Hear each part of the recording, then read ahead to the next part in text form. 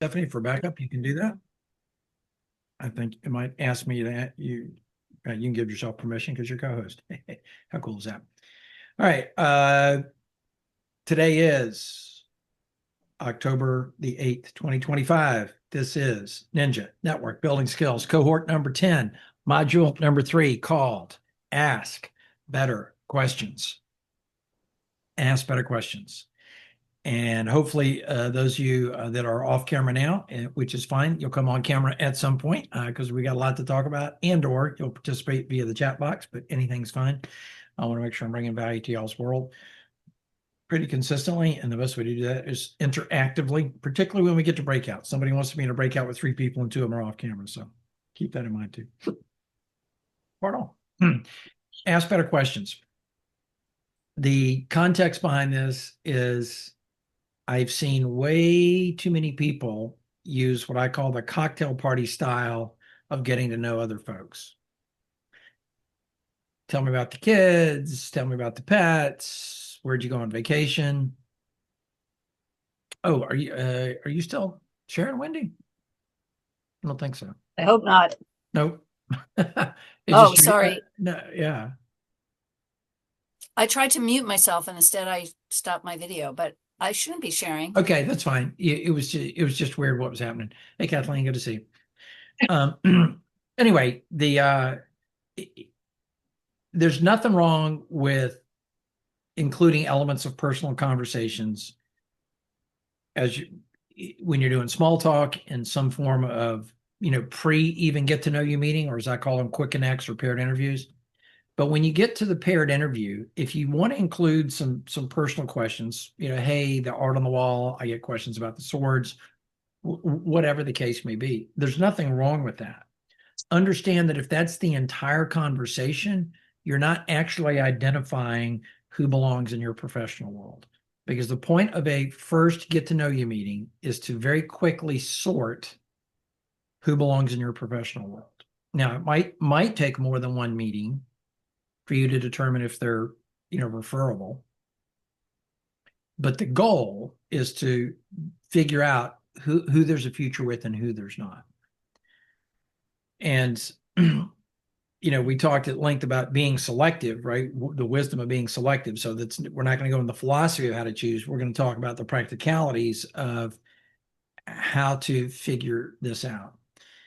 And one of the things that I think is kind of the picture came to me in my head in this context. One way to look at this is, are there people that have been to your house for dinner, but you wouldn't actually hire them to do the work they do or refer them to someone else? And one guy looked through the screen for a long time and he said, are we starting a list? I'm like, no, I'm sorry. This is a yes or no question. I'm not looking for the names. I'm like, I don't really care who the bad vendors are in your town. I'm not doing business in your town. Right. It's a yes or no question. Right. I know plenty of very nice people that are only semi-competent at their jobs. Right. So, or I don't know enough about them to know if I could refer them. And the reverse of that, are there people that you have done business with, would do business with, have referred business to, that you just don't picture at your house for dinner or game night or out at the pub or wherever, right? And a guy called me one day. His name was Scott. He said, "Hey Dan, that attorney you referred me to for the case." I said, "Yeah." He said, "He's a bit of a jerk." He used a different word, but we're going with jerk for this one. And I said, "I said, is this a complaint or an update?" He said, "What do you mean?" I said, "Well, I know his boss. I know the managing partner. I could probably, I don't know. Do they have customer service classes for lawyers? I don't know. Maybe they do. Maybe they don't. At the very worst, the managing partner could speak to him." I said, "But let me ask you, Scott, did he win?" Scott goes, "Yeah, that was an update, not a complaint." I'm like, "Thank you." Because the perspective, of course, Craig, wasn't, were you looking for new friends for your barbecue? Oh, no, you weren't. You asked me who would win the case. So I gave you my best advice, right? That's why you hired to win the case. Okay. So part of it is moving the conversation forward in the context of discovering their referability. referability is my broad term that also encompasses the word trust, i.e., would you use this person or send other people to use this person? So you're trying to discover their referability. You're also trying to uncover your referability. So one of the great things about the uh, the questions that you can ask is that it will lead them to ask you back, or at least reflect on, or give you a chance to reflect on some of the same sorts of things, meaning it creates opportunities for you to uncover your referability in this context. I do believe too that having some questions, and I don't think you need to treat this like you're grilling them, right, in an interview room. uh, but there's definitely, when you create some intentionality, I don't want to say structure, because I don't think you need to have like questions 1 through 5, right? I don't think you need to stop at I don't know, Craig, you didn't finish question number 1 very thoroughly. Let's loop back to that one for a minute. Let me grow you a little bit more, right? Hey, Daniel. Um, I don't think that needs to be the context. But I do think when you ask questions with some intentionality, it's very much a secondary or even third degree effect of the work that we do. But you build confidence. The other person views you with increasing confidence when they realize that you have a structure and a plan. Almost always, when people introduce me to other people, they say things like, Daniel has got a very interesting way of turning a get to know you meeting into a high value conversation, no matter what happens. They say Dan has developed a systematic approach that produces good results. They're fascinated by the fact that this stuff can be systematized, right? I was on a thread and I noticed it on LinkedIn because somebody tagged me, right? Somebody's like, marketing to, nobody likes a cold call, and there you go. Nobody likes a cold call, and nobody likes an email inbox full of stuff, and nobody likes a cold DM outreach, and so that kind of sucks. And then marketing, is hit or miss, and then networking, that's the long play, and somebody's like, yeah, there's no magic bullet. So what's the answer? I'm like, I beg to differ. There is a magic bullet. Please check with me. Here's my booking. Like, I didn't put that out there, but there, I need to go back and see the comments. But Chris Abdi, who's taken Ninja, is in the thread defending me, right? He's like, oh yeah, you got to talk to Daniel. Daniel knows the stuff. Okay. So when you have a structure, it creates some confidence. And confidence, trust, credibility, reliability, likability is, I don't want to say the word transferable because that's a different context. It most surely is.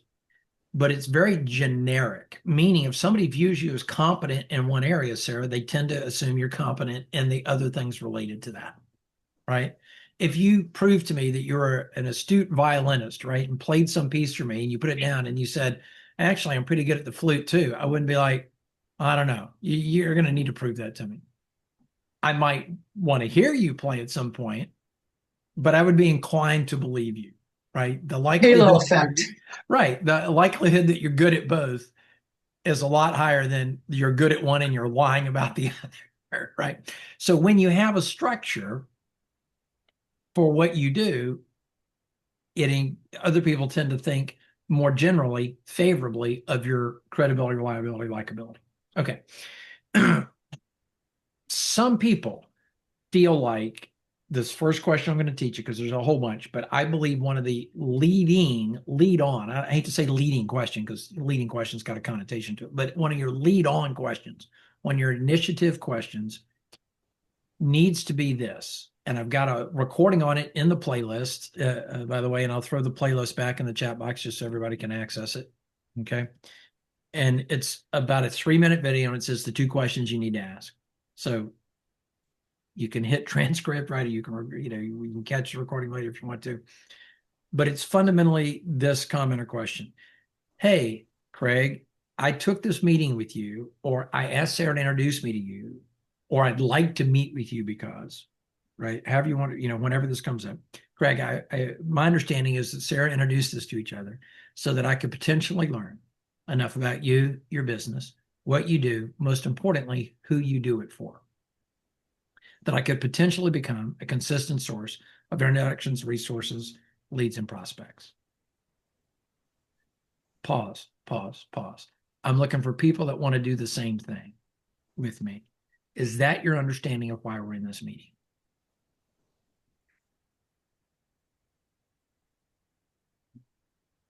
Crucial question, because what if the answer is no? That's not their understanding of why we're in the meeting.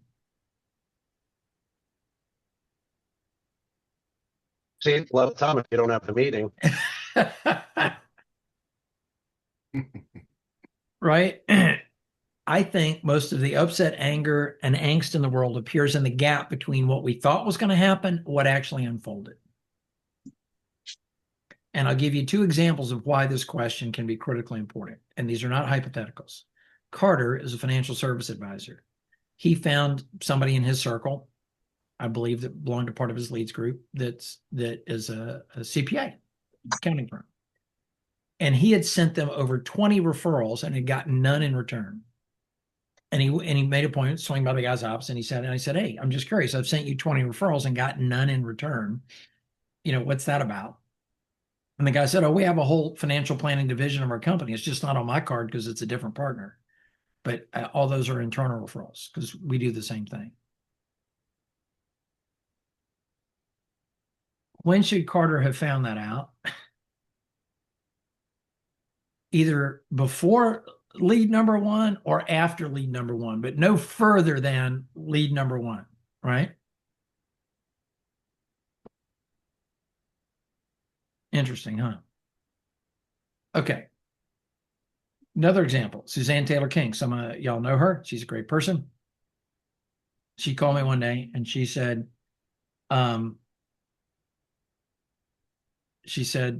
hey, I need your advice on this.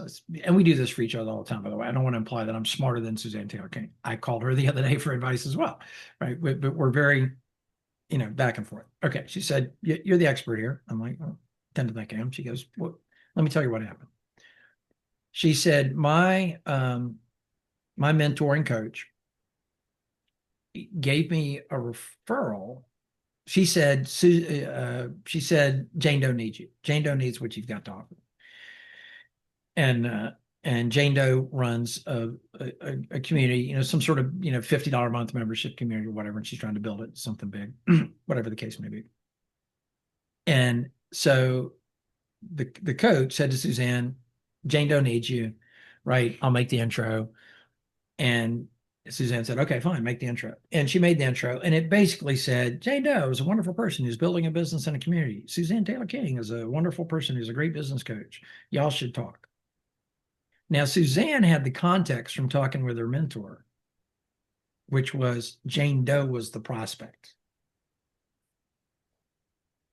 Jane Doe didn't have that context. There was nothing in that email that identified the context. So guess what Jane Doe's assumption was? Suzanne was the prospect.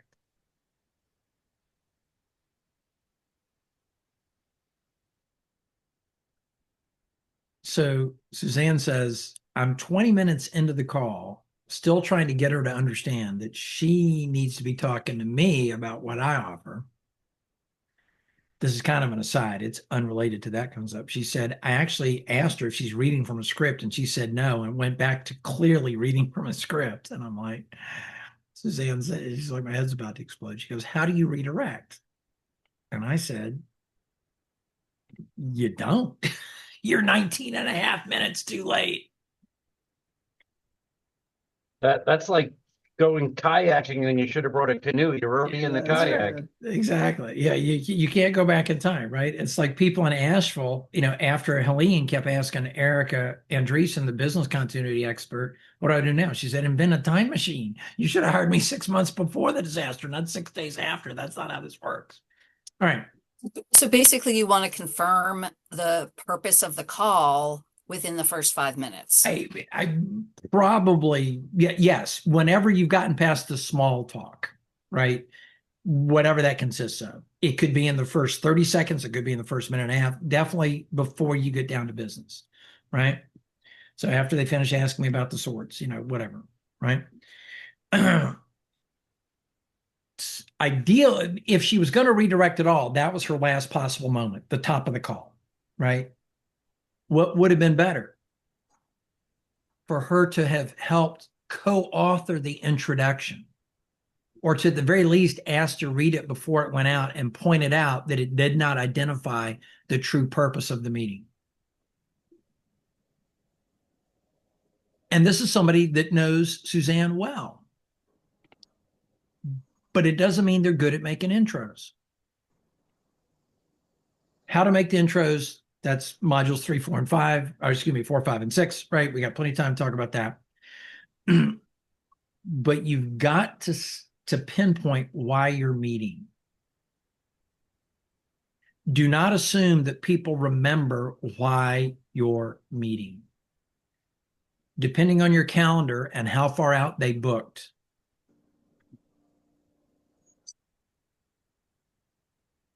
they have forgotten why they're there. My calendar link asks the question, who introduced us? Or where did we meet? The description of the event, which carries over into the meeting description in the actual calendar itself, meaning they can reference that. They don't. They're not used to it being there. They've forgotten that it's there. They didn't think to click. Their bot told them to log in at noon, and boom, there they are.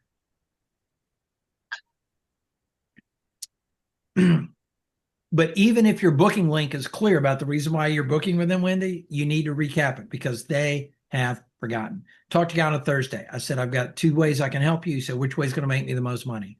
I said, an 18-month coaching contract. I said, let me send you a link. He says, I don't even want you to send me a link. Let's book it right now. And that's against my policy because I send a different link to tell me you want to talk about high-level coaching that says we're going to talk about high-level coaching. And we put on the calendar, it was like a Thursday or Friday. We put it on the calendar for Tuesday. Tuesday, he sends me a text message. I don't have in my notes the purpose of this meeting, so I'm going to decline to attend. I'm like, the part where I told you I was going to help you earn a couple $100,000 a year more. I'm like, what the what? That's how long it took him to forget the purpose. Okay. So you've got to set that at the top. Because what if they think they're there to sell you?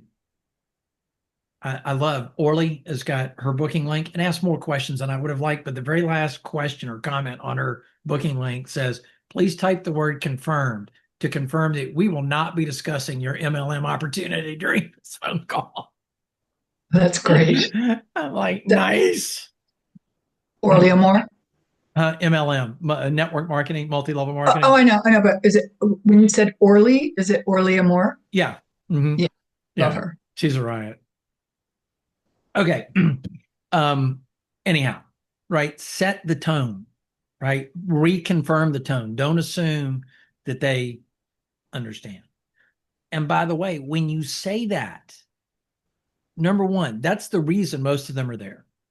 When you say it, it relaxes them because you know what they were afraid of? Craig, that you were going to try and sell them something. That's why Orly says, right? Please type the word confirmed, right? So they relax into the meeting. It takes the pressure off them trying to figure out if they're going to sell you something. This is an aside, but I keep my get to know you meetings to 20 minutes because to me, that long implies we're not talking about, nobody's trying to sell anybody anything. We're just getting to know each other. Okay. All right. So I believe that question is super important near the top of the meeting. You can use you do that in the get to know you meeting or no? Mm-hmm. You do. Yep. Okay. Right. Meaning if I met you in a breakout room or at a live event or we were introduced, I want to meet with you on that context, unless you're a prospect, right? Clearly, we can't just all meet referral partners. I mean, the definition of referral partner is somebody that introduces you to prospects, right? But if the context that I want to meet with you or have been introduced to you is that, I state it clearly. If you're the prospect, I'll state that as well. right? And I'll talk about that, not because it's a critical part of what we're doing, but because it's worth acknowledging since since we're on that topic. But it absolutely builds their confidence in you when you reiterate the structure. Now, what's fun about this is if you're meeting somebody, that same basic phraseology, with the exception of the first few words, can be used to get people on your calendar, right? If I'm at a networking event with somebody, when I'm like, hey, we should get in touch soon, or we should do coffee together soon, or whatever the case may be, and they go, why? Or if I walk up to you, right? If I was in a room where people went around the room, Daniel, everybody announced what they do, and then there's a mingles period, and I walk over to you and go, hey, Daniel, I want to get you on my calendar. And he goes, why? What are you trying to sell me? Right? That's his first question. I know. I said, and the reason I asked if you want to get on my calendar, Daniel, is because I have a vision that I can learn enough about you, your business, what you do, most importantly, who you do it for, that I could potentially become a consistent source of referrals, introductions, resources, and prospects. And you might be in a position to do the same for me.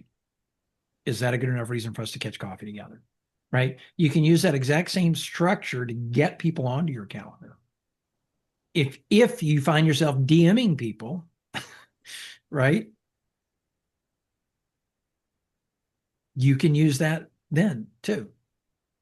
Even if you do get people on your calendar using that as an introductory phrase, I will use the exact same phrase to start the meeting. Because they either remember exactly what I said or they don't. And if they don't, then who cares? They're just like, oh, this reaffirms what I understood generally to be the concept. If they do remember, they're like, isn't that pretty much what you said to me when you met me? I said, I believe in consistency. And they chuckle, right? Because it says what? I've got a plan here. I've got a system. And at least, and they would then appreciate the consistency. Like, he's got a point. If he changed up what he said, I might think he's got a different purpose in mind. Okay. It's a critical question. Yes, exactly. Exactly. So, right. Sarah used that as a reply to an intro that was vague so that she could establish, don't be trying to sell me nothing. Right. Now, this is gendered language. Men experience this about 100% of the time. Women experience this probably 50% of the time. But if I go down to the department store as a guy, I'm not there to browse nor shop. I am there to purchase. And yet, when the clerk says, can I help you? What's the first thing I say? I'm just looking. Just looking. Yeah. She and I both know that within 5 minutes, we're going to be like, you got this in my size? And John, she's not going to look at me and go, I don't know, Mr. Andrews, you're just looking. I'm not allowed to help you. But she doesn't hover either, right, Wendy? She's not like, oh, you and I both know you're kidding. I can see those shoes. They need some help. I'll just wait here. I'm like, okay, that feels creepy. I'm out of here, right? Okay. And so when you establish this is what we're doing, right? And I've actually been known to use that analogy sometimes, particularly if I think they're a prospect. Sarah, my objective when I describe what I do is not to turn you into a prospect. But if you hold your hand up and go, hey, Daniel, do you have that in my size? We can schedule a different time for that conversation. It will not be today. Because number one, we don't have time. And number two, I only want you in that conversation if you want to be there and you're not just kicking tires.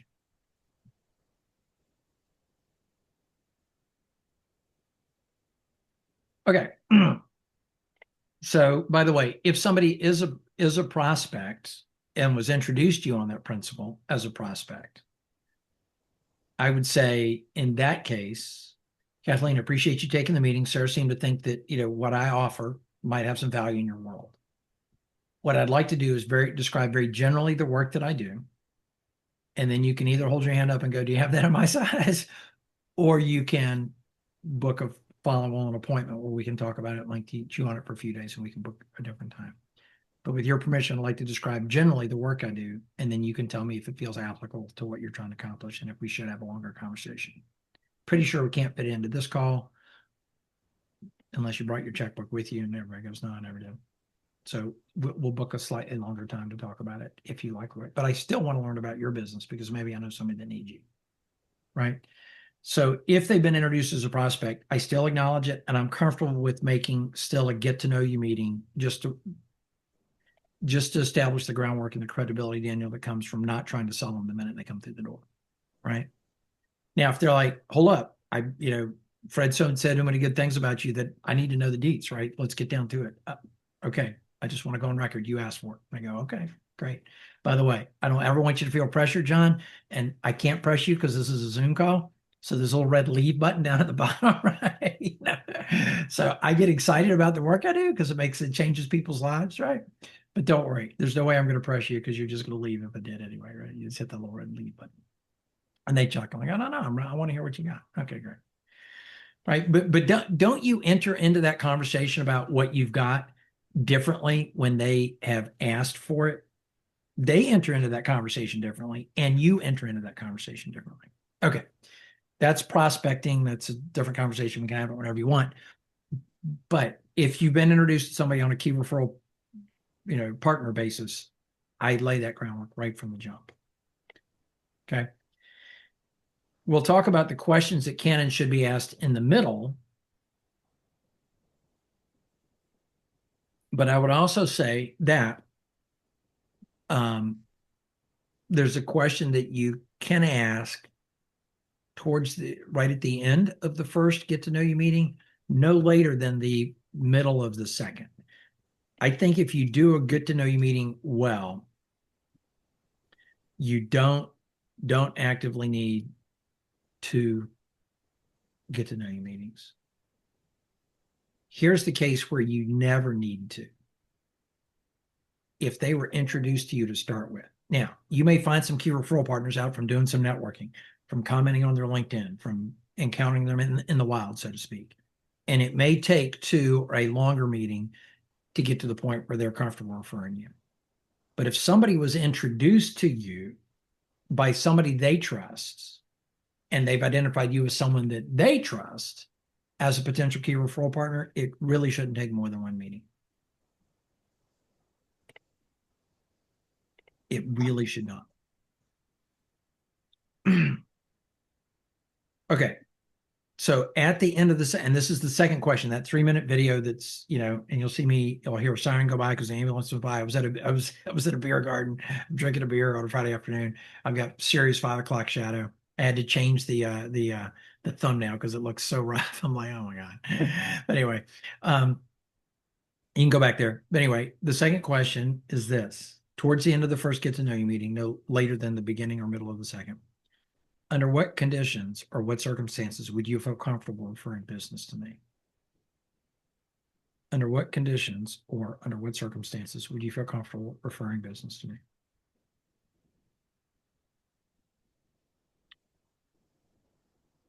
You will be absolutely astounded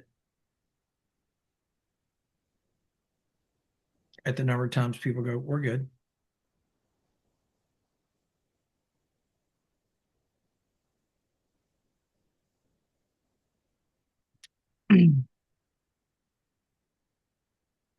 That's a nice feeling, isn't it? What if they had a ridiculous list of demands? The high priced place in my town, John, is called Hall's Chop House. Well, Dan, I think you should take me down to Hall's Chop House once a month for about a year. And then after that, no, not going to happen.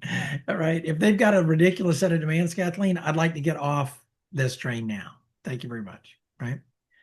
What if they say, I've got somebody in your space? My brother-in-law does what you do, Sarah. I can never refer you because then Thanksgiving gets weird.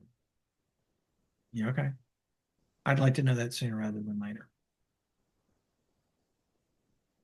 The primary reason that you ask is not that very many people will step off the train at that point. Very few will. And not that they will all instantly give you referrals. But once they've identified what those are, whatever those criteria, whatever that threshold is, and I'll give you some examples in a minute, you now have permission to ask for the referral. And they have permission to give you the referral. Once you become referable in somebody else's mind, there are only 3 reasons they don't. They're not sure who, they're not sure how, or they just didn't put the time on their calendar. And yet, people will sit down and have a quick connect, a first get to know you meeting, a paired interview, whatever you want to call it, Daniel, and convince other people that they're referable, and then wait for the referrals to come in because they're not sure they've met the threshold for being referable. Identify what that threshold is, right? I've given John Salek referrals for years before I ever became his client. That's not the deciding factor. But I knew his character and I knew his history in the business. Right? When I lived in an apartment before I bought a house, someone who became my client and is now one of my good friends is a general contractor. If I'm in an apartment, I can't hire him to do much other than hang pictures on the wall, which is number one, not a good use of my time or money. And number two, not a very good indicator of whether or not he's a good GC, right? So when I wanted to refer business to him, I said, Scott, before I can do that, I need to come by a couple of your work sites and get a close-up look at some of your work. And then when people ask about the quality of the work that he does, I can say, I've seen his work firsthand, sir. It's top notch. Right? And then after a while, I could say, well, I haven't hired him yet because I still live in an apartment, but the last 3 referrals I sent him sent me a thank you note. Okay, that sounds good, right? But now you know what's expected. So it gives you permission to ask them and it gives them permission to give you the referrals. Right? If somebody coaches around a certain modality that I don't necessarily need, I might just say, let me talk to your favorite customer. I just want to hear what they have to say about you. You know, let me talk to your least favorite customer, John. I want to hear what he has to say about you too, right? I have a friend of mine. He runs a very popular podcast, and on his podcast landing page, he only has listed the 1-star reviews.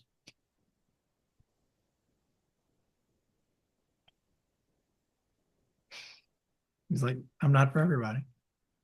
Only the 1-star reviews are listed. Right? It's up by you. Yeah. It's up by you somewhere in maybe South North Carolina neighborhood. There's a barbecue joint that's like well known. And someone gave them a 1-star review and they actually put it on their t-shirt and they turned it into a marketing thing. I saw some waitress got a 1-star review and she printed it on a t-shirt, just the waitress. She wears it to work. She's like, I'm here to give you some attitude. So anyway, all right. Going into the middle part, right? In the get to know you meeting. Guys, it's fine to ask about the sword on the wall or, whatever they've chosen as a virtual background or, the kids or the art or the whatever. There's nothing wrong with that. But if that's all you talk about, you're leaving out the important part of discovering if this person is referable. So, and in the workbook, there's, some kind of fill in the blank there. I can pull that up. And if y'all need it, I can drop it into the chat box. I think I'm pretty sure I can find it. This is weird. Oh, interesting. I can't minimize when I'm recording. Well, I can overlay it.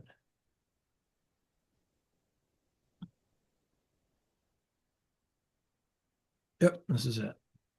All right, so I'll drag and drop it right here.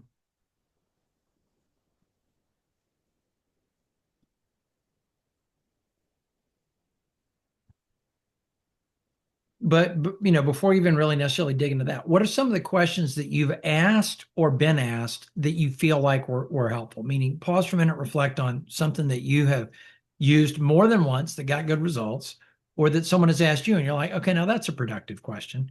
What are some examples of the things that you guys have worked with?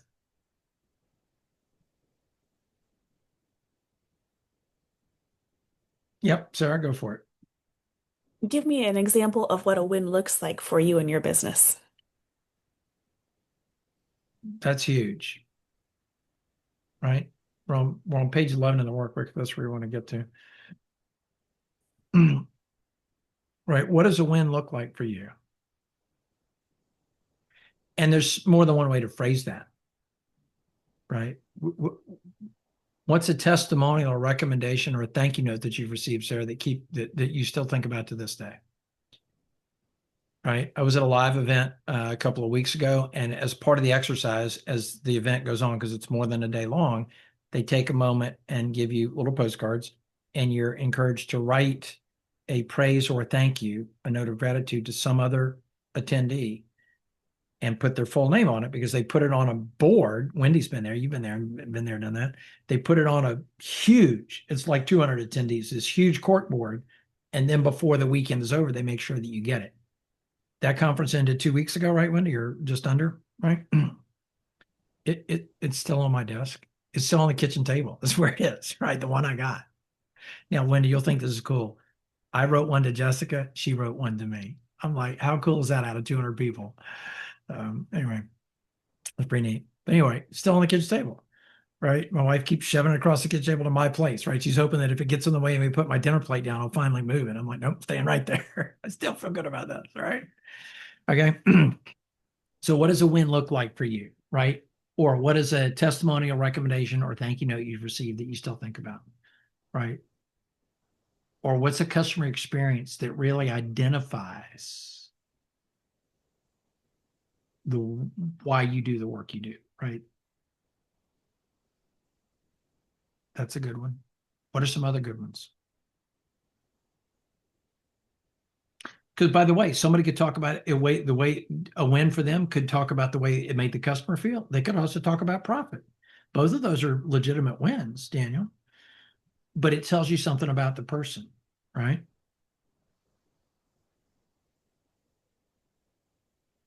Okay.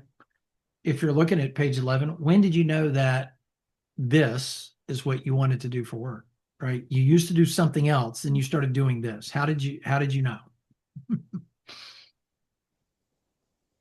Because that tells you, and here's the key, by the way, and I think this is something I left out at the beginning. For some reason, people have a notion that there's some like personal, and then there's like a separate personality that's business. And that's not true, right? We tend to divide our calendar into sleep, work, and personal. But we bring ourselves to work, right? Work is just an expression of who we are. It's one of the ways we show up the most consistently in the world around our work. So when you're asking questions about people's work, you are finding out about them as people, right? It's not dehumanizing to talk about how do you bring yourself to work. Now, if you say that, how do you bring yourself to work? They're not sure how to answer that. It's just way too vague a question. So you have questions that are defined well about how to bring themselves to work, right? Yeah, exactly. Right. You know, yeah. What's your origin story here? Right. Tell me about the transition from, this, before the work you do now. Right.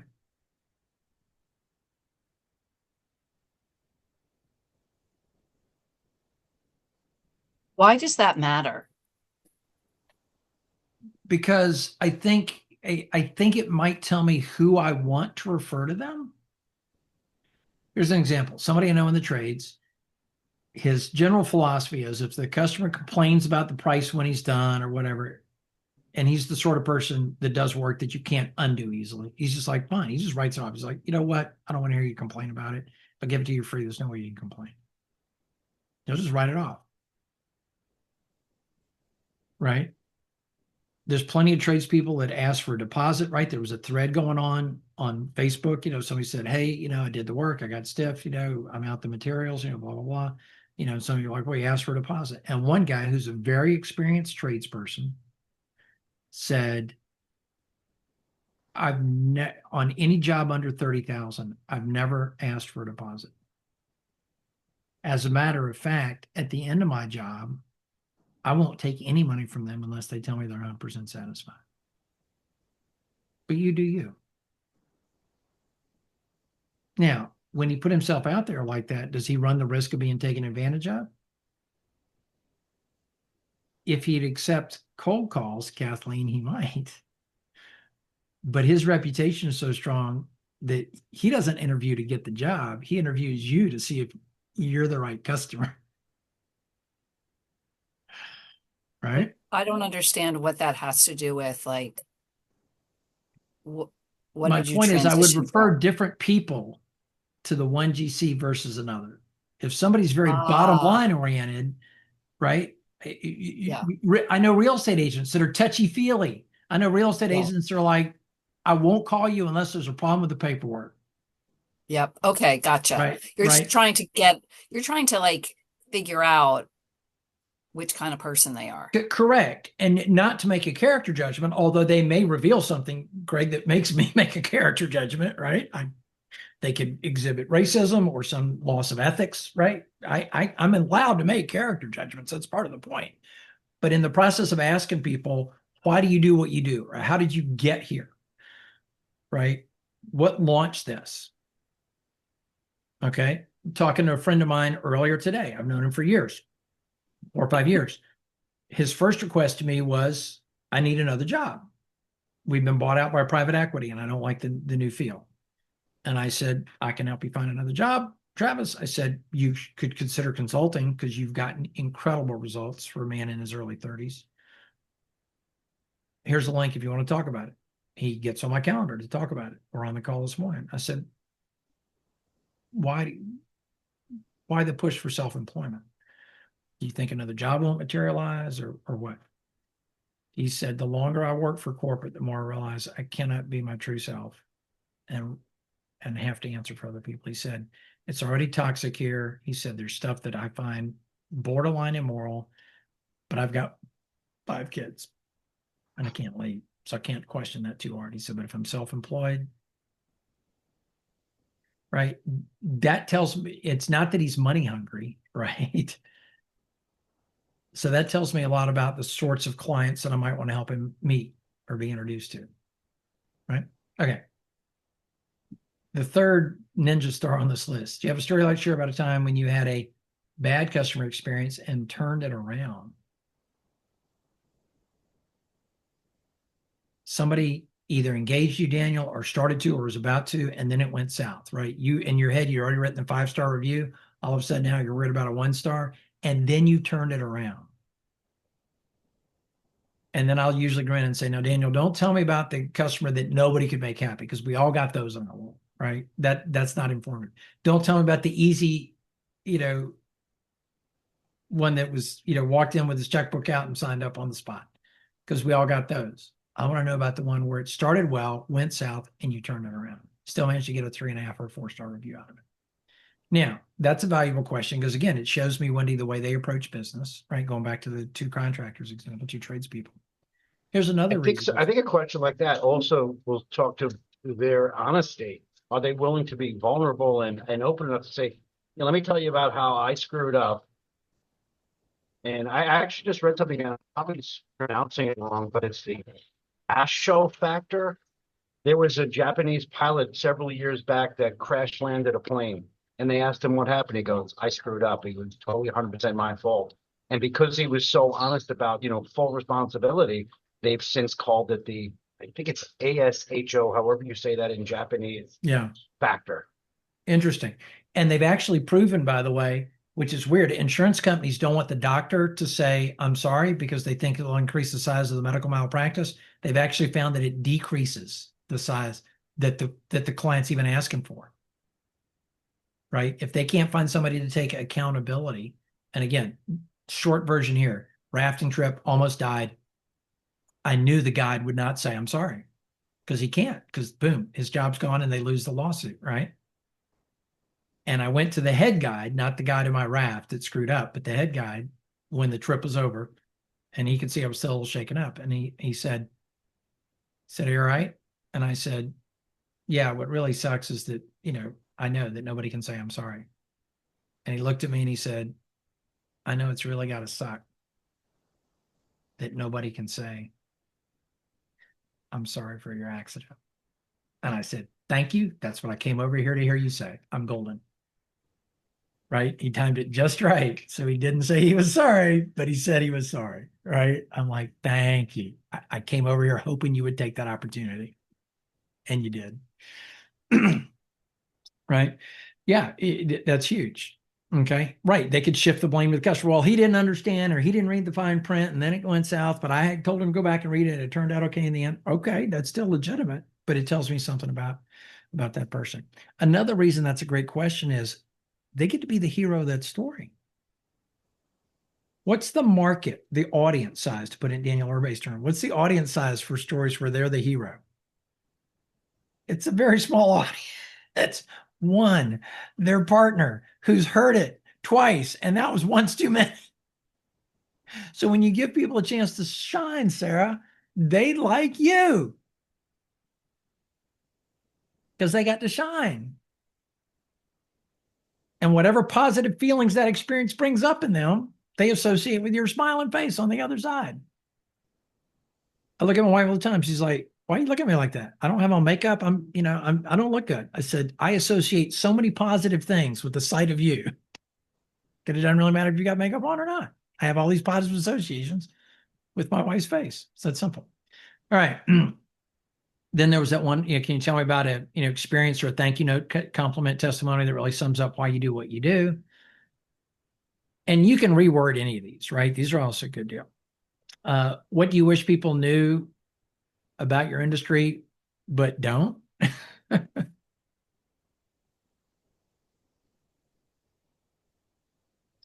What's an assumption about you or your work that is incorrect? That's a great question, Kathleen, because it allows me to be ignorant. And I'm like, oh yeah, I used to think that too, right in my head. I'm not saying that. I'm like, oh yeah, I can see where people get confused on that. It's a great way for them to correct my ignorance, Wendy, without me having to go, I feel dumb for asking, but. And then the related question, what's an assumption about you or your work that is correct? Right? If you're going to hire somebody new, would it be someone like you or not like you?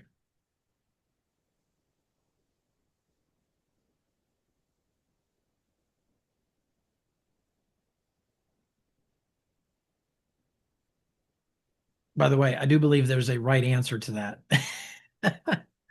Guess which one it is? Not like you. Not like you.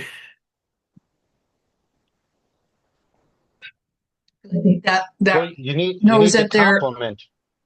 I can find it somewhere, Wendy. But yeah, if you didn't already have this printed out, it makes it a little tough. But you can make some notes, or one of y'all could throw the notes into the chat box. But yeah, I think I've got it somewhere. I'll come up with it. If not, I'll handwrite it in and scan it in.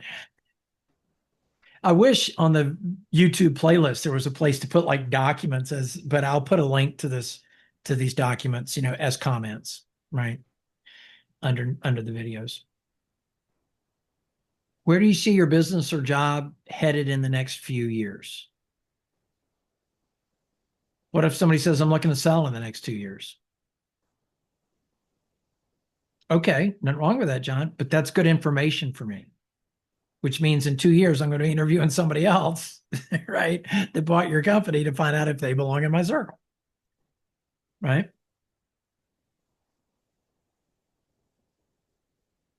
Somebody says, oh, AI is going to ruin my business. Okay.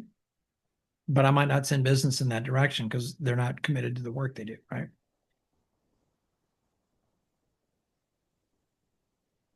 What part of your job would you delegate, delete, or do less of if you could? Delegate, eliminate, or do less of if you could? And then my favorite, under what conditions would you feel comfortable referring people to me?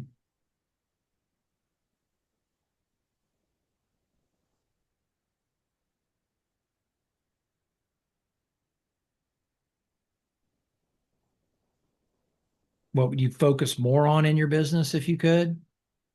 Because that tells you what brings them joy.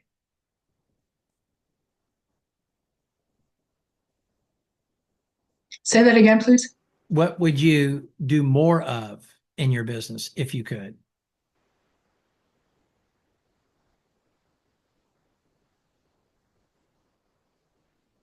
What do you hope to accomplish in the next 30 to 60 days? That's a variation. There's several ways to ask that. What has your attention is a good question. Somebody that you know pretty well, you can ask the question, what's keeping you up at night? What are you working on and how can I help? A lot of times when you phrase it like that, what do you hope to accomplish in the next 30, 60 days? Or what do you what are you working on? And how can I help? They may give you an answer that's unrelated to their business life. It may be related to their personal life. But if you can get the answer to the question for them, if you can refer them to somebody that can solve that problem, if you can point them towards a resource, right, that still counts as a win. Right? One of the network and action groups that meets in Houston, Texas, somebody said to the leader one day, they said, "You look a little stressed out. You're usually kind of fully present." And the leader said, "Well, it's gotten pretty bad at school. My 8-year-old who learns differently, I don't remember what the diagnosis is, but she learns differently. She's being picked on pretty bad. And I have no idea what to do about it. It's, as a father, it's stressing me out." Somebody back yells, "We got you." And he says, "Well, I mean, I know you care. You're probably going to put me on the prayer list." She goes, No. One of my friends is a therapist that specializes in third graders that learn differently. They're being picked on at school." And he's like, "I'm sorry, what?" She's like, yeah, I got you. Now, if someone else has stood up if someone else has stood up and said, "Hey, I got a $500,000 deal for you. You want that, or you want that call instead? Which one would he take?" Right? Now, fortunately, can have both, but you see what I'm saying? That means more to him than all the leads he's ever gotten from that company. I gave someone an introduction to a restaurant several years ago, and for years they considered that to be the best referral they ever got because they loved that restaurant so much. And it was such a little quirky little hole in the wall place they never would have found. And like, this is the best referral I ever got. And it was a stupid restaurant. Okay. I'm trying to remember what that next blank is, by the way. So I might have to get back to you on that one. Maybe you guys can help me fill it in. Do you have blank? And if so, tell me about them.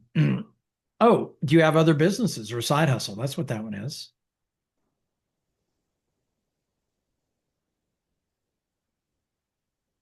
Is that where the MLM comes in? I don't want to hear about that. After I saw you, my main product that I'm going to talk to you about, No, your that's fine. vitamins, your water, your coffee, Your grounding mat. Yeah, that's right. Your solar energy system. They're getting a lot of some interesting options these days. Yes. And by the way, there's no way you're asking all these questions, right? Pick out 4 or 5 of your favorites and be prepared to get through 2 or 3 of them, right? Does that make sense? If I met you a year from now and we were celebrating with a bottle of champagne, what would we be celebrating? How would you know you won the last 12 months?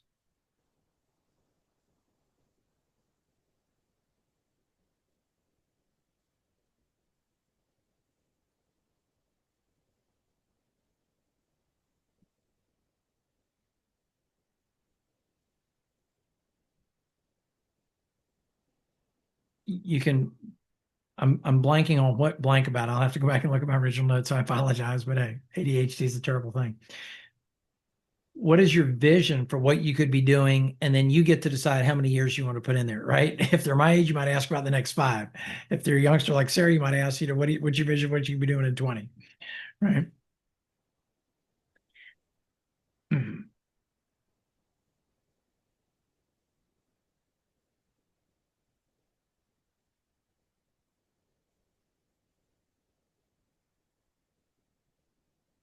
I mean, it kind of sounds like a very well diffused SWOT conversation. Sure, right. Yeah, right. Where you're prompting people, right? And I'm not trying to dig into the challenges of their business right now. If I know them pretty well, I'll say things. I mean, just like somebody said to the leader of that network and action chapter, "Hey, you look like something's on your mind." Basically, they were saying, "What are you working on? And how can we help?" Turns out the answer was in the room, but that never would have come out because he viewed it as a strictly business connection, right?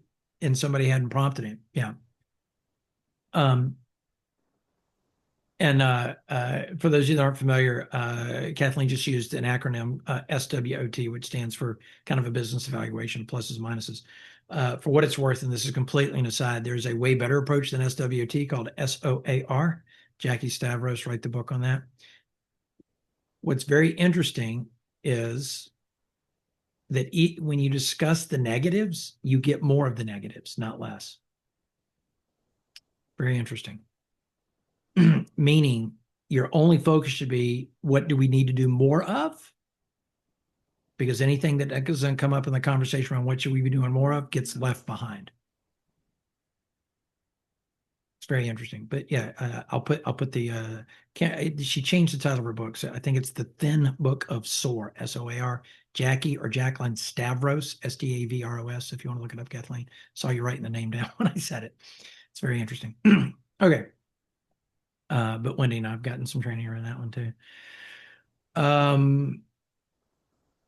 Okay, again, given these prompts, right? And again, you can rewrite any of these. These are not formulaic questions. These are not, when you say abracadabra, the genie comes out of the bottle and gives you 3 wishes, right? These are thematic.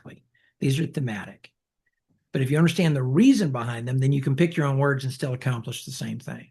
But we're trying to figure out, how do you bring your personhood to work, right? What does it look like for you to do the work you do?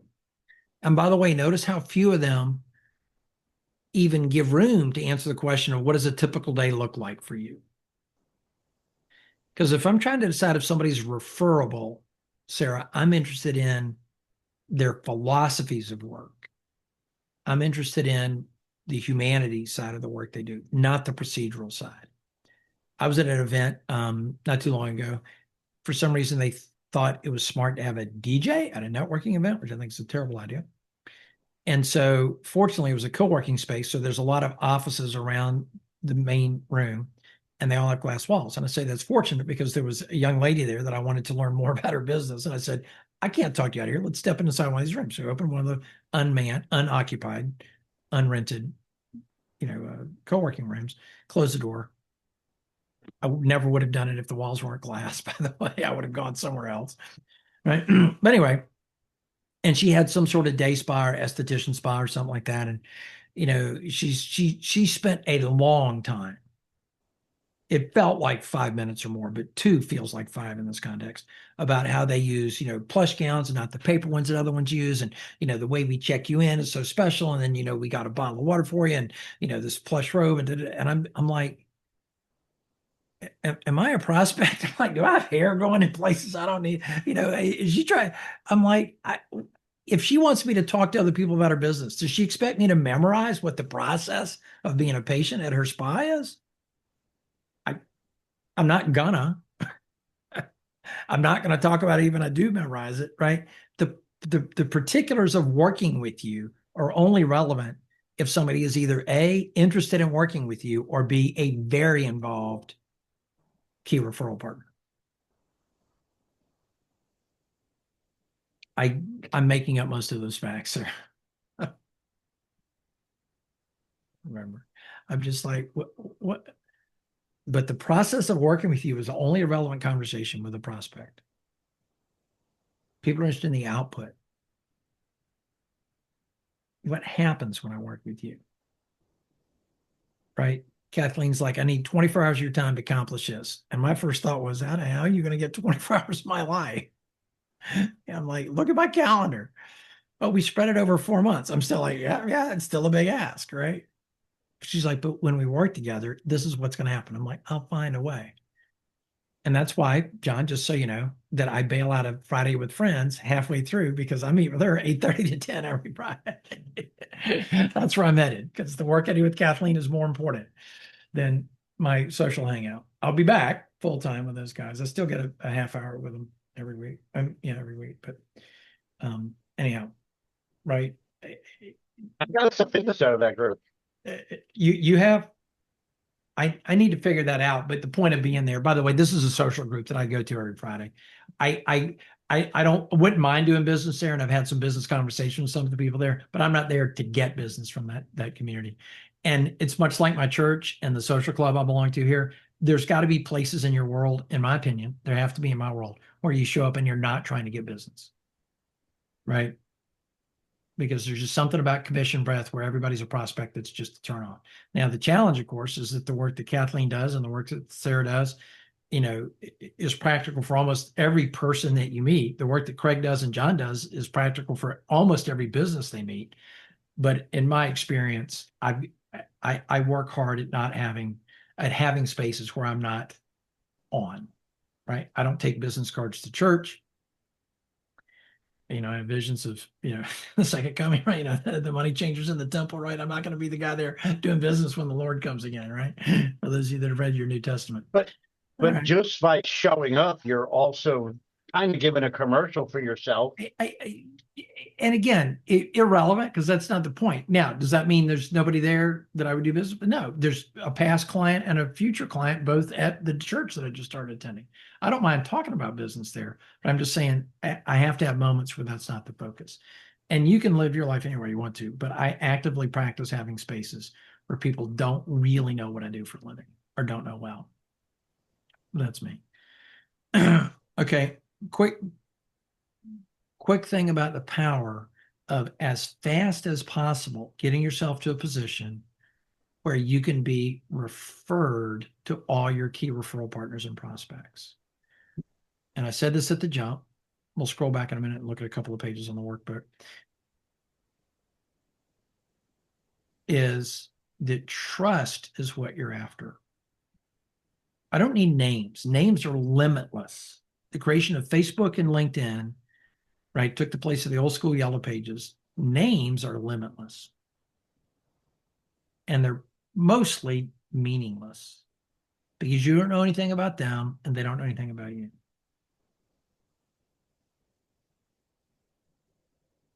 Peggy and I got into a conversation, a get to know you meeting, April a year ago.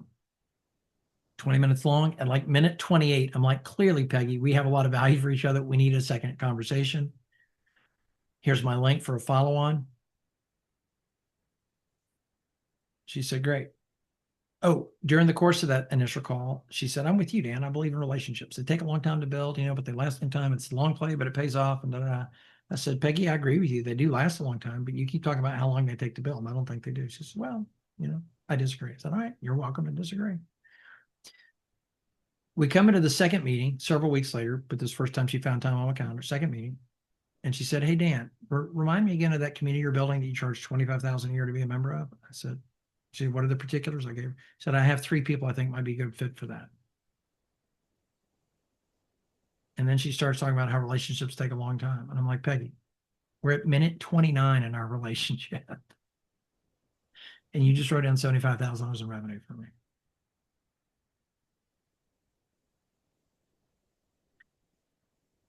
The time invested in building the relationship with Peggy did not reflect in the 28 minutes. It reflected in the time I spent building the relationship with the person that referred me to the person that referred me to the person that referred me to the person that introduced me to Peggy, and vice versa, i.e. both of us came into that conversation expecting to fully trust the other person. Right? Bruce Kaufman, some of y'all know him. He said, okay, Dan, there's this guy, he's 3rd degree on me on LinkedIn. What kind of email message do you recommend that I use? And I said, I recommend you don't. I said, I recommend, Bruce, you figure out who's connected to who's connected to who's connected to that guy. And you ask this guy, then introduce you to that gal, then introduce you to that guy. That's what I recommend.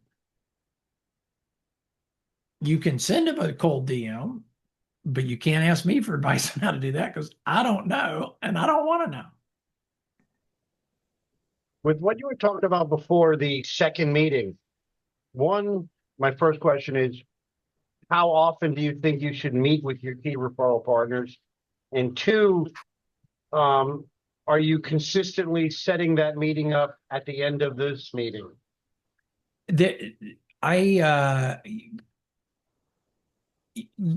Not as often as I probably should, but it's fairly common, right? I just wrapped up a key referral conversation with somebody yesterday, and I said, you still have my link, right? He goes, what do I need a link? You're on the call with me right now. Let's set the next one.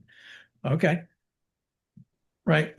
Okay. So here's my take. And by the way, modules, 4, 5, and 6, really get in a little deeper on this. But I think a key referral partner you could and should meet with as often as you find you can both bring value to each other. Right. Meaning if we're actively introducing each other to prospects, there's no such thing as too often. There's just no such thing as too often. I can't imagine, right, that there's any such thing as too often. As long as if we're both positioned to bring each other value, right? I think that's pretty big. In general, depending on the pace at which I want, I cut a guy off today. He gave me 5 introductions for my $25,000 a year community. Mike Pfister, you know him, John. Mike Pfister, and Craig, you know him too, right? He wrote down, he created 5 intros for me in real time. He's like, do you want, when do we want to meet again? I said, man, I got 10 days of vacation coming up in November. I don't want anybody until I don't even want you to make the intro in the middle of November because they're going to end up booking me for December no matter what. By the way, I still think it's a good idea to ask that question. Under what conditions would you feel comfortable referring business to me? But having a link that is specifically for a referral conversation is so, so, so critical. Right? And Daniel, I'll just kind of role play with you guys how I finished that first get to know you meeting. Hey, Daniel, with your permission, I'm going to send you an email with 2 pieces of information in it. One is a list of my target markets. I know you took good notes while we were talking, but it's just always nice to have that in front of you. It's not how to introduce me, it's who to introduce me to. Because I know enough about the conscious and subconscious mind to know that once you read that list over once or twice, your brain will go to work for me, right? Second is a link to get back on my calendar where we can co-author the introductions for each other. You'll probably think of 5 to 10 names. I may only want 2 or 3 of those. I'll think of 5 to 10 for you. You may only want 2 or 3 of those. We need to discuss who and why, and then decide together which of my introductions do you want and which of your introductions do I want. Then we want to co-author them because the way I language to Kathleen Dixon is different than the way I language to John Sallett, right? It's got to come out in my natural language, but I want to make sure I don't leave off anything that's important to say about you, and vice versa. I've seen many a good prospect wasted by a poorly worded introduction, and I'd hate to do that to you, and I'd hate to be the victim of that. Now, what's cool about that is you send them a link that's specifically for that, and if for you guys that want to potentially, duplicate some of that, what that looks like on your calendar link, right? I just put mine in there for y'all so you can see it, right? But if they do it, then it tells me what, Craig? That I've crossed that threshold, right? If they put themselves on my calendar, there's the answer to the question. If I think they're a really, really good prospect, Kathleen, for referrals, and they don't put themselves on my calendar within a week or 2, I have the option to follow up and say something like, hey, Kathleen, just out of curiosity, my email box is full. I lose links and track stuff all the time. Didn't know, I've got several names over here for you. Didn't know if you still want to book a referral pairing, if you've just been too busy or lost the link, or if I haven't crossed the threshold of where I'm referable in your mind yet. But I want to make sure you had it. And if you feel like we need to meet another conversation before you feel comfortable referring me, I'm happy to have that conversation too. If I think they're in a good place, right? If that's somebody that I really want. I'm low key. I don't want to look like I'm chasing, but I don't mind a nudge.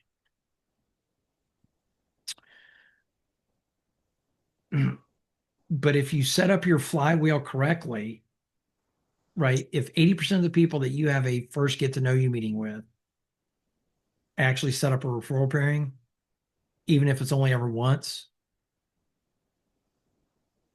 and you only get 2 names going in each direction, right? So if 80% of the people you have a get to know you meeting come up with two on the average, two referrals for you, your calendar's filling up pretty fast.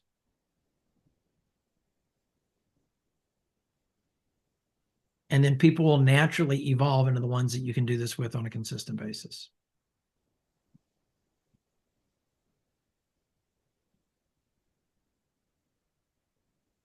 I haven't had time to put together a survey, but I do want to say that if anything I've covered in module 1, 2, or 3, or other modules, for those that are taking this for the second time, create any form of resistance in your mind, I'd love the opportunity to get into a one-to-one with you guys and talk it through.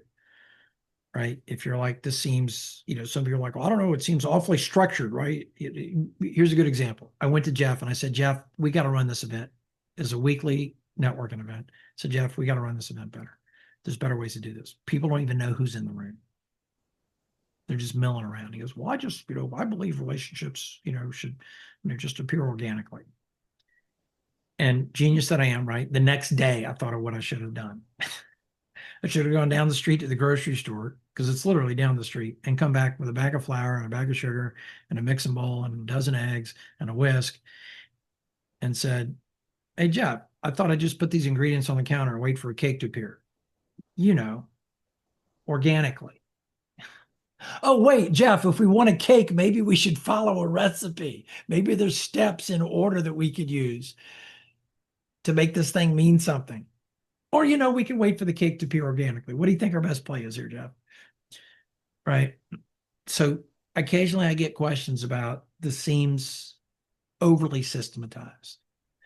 You've got to decide if you're willing to go into how many conversations you're willing to go into that are low value. And here's the critical part of this. If it's low value for you, it's low value for them. If I can't convince you to be particular about how you use your time, please stop wasting other people's time.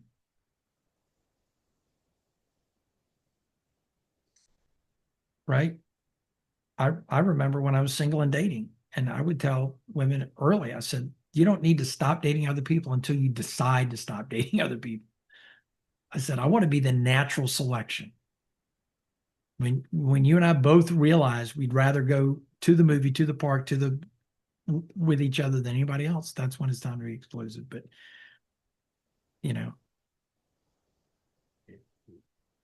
otherwise I'm forcing people into a low value conversation. Right. And if it's low value for them, it's low value for me. If it's low value for me, it's low value for them. I'm like, I think you need to be particular. But anyway, if you've got any questions or resistance, you're like, that doesn't feel right to me. And for what it's worth, there's a lot of things that we're taught about being polite and, I believe in karma. If you just help enough other people get what they want. We got 6,000 years recorded history. It says karma ain't real. Plenty of good people in the world getting stepped on and plenty of bad people in the world being lifted up, right? Yeah, cool, Craig. But anyway, guys, that's, there are many things that I teach that I struggle to adopt because they didn't seem like they should be true. But when you look at the data, they're true. And when you filter for authentic conversation with a handful of people, and by the way, you may be like, holy cow, 80% of people get to know you meeting, end up in a referral pairing and give you leads. Yes, because I've built the flywheel to the point where they're only introduced to me if I agree to be introduced to them to start with. Me and the Kathleens of the world, me and the Daniel Urbays of the world, me and the Wendy Slinskys of the world, me and the Sarah Snyders of the world, we co-author those in real time. So I know going in that we're already handpicked, right? And the trust factor is high because I was introduced. Talking to a guy yesterday, a week after our last referral pairing, he said, did Iggy get back with you? I said, I don't see him on my calendar. He goes, I'll send him a message right now while we're in the meeting. And a minute later he goes, email back. He replied, you didn't. I'm like, whoa, whoops. Right. Yeah. I'm like, cool. And I said, it's no big deal. Before he said that, I said, it's no big deal. He wants to be on calendar. I goes, He goes, when I make an intro, it sticks. People know I'm not messing around. I'm like, cool. Turns out I was the one that dropped the ball, right? So I emailed back and I said, I understand that Craig just gave you, or it wasn't Craig Nolan. I said, Craig just gave you a hard time and it wasn't you, it was me. Mea culpa. Apologies. I left town right after that email came in. My inbox got full and I missed it. And he laughed and said, no big deal. Okay. But guys, the trust factor is so high, right? We're handpicking who we want to meet. It's a beautiful system. All right. Office hours Friday, noon to 1 for those that want to show up. See you guys later. Thanks all.